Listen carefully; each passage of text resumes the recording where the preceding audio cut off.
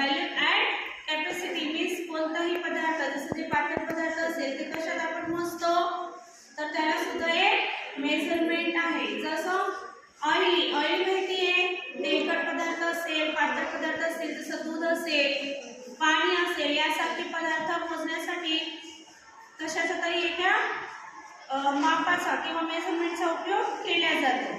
आले लक्षात? ते मोजण्यासाठी आपण मिलीलीटर या एककाचा वापर करतो. त्या एककाचा वापर करतो. आता हे 1000 ml आहे. 1000 ml 1000 ml means 1 litre. 1000 ml means 1 litre. तर हे 1 लिटरचं माप आहे. त्यानंतर हे किती आहे 500 ml. 500 मीन्स अर्धा लिटर. 500 मीन्स अर्धा लिटर. तर अर्धा लिटर मोजण्यासाठी आपण या मापाचा उपयोग करतो. त्यानंतर यापेक्षा 250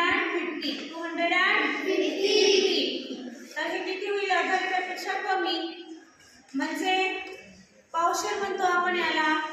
तर दूध किंवा तेल मोजण्यासाठी किंवा इतर पातळ पदार्थ मोजण्यासाठी आपण या एककाचा ml या एककाचा उपयोग करतो. आलं लक्षात?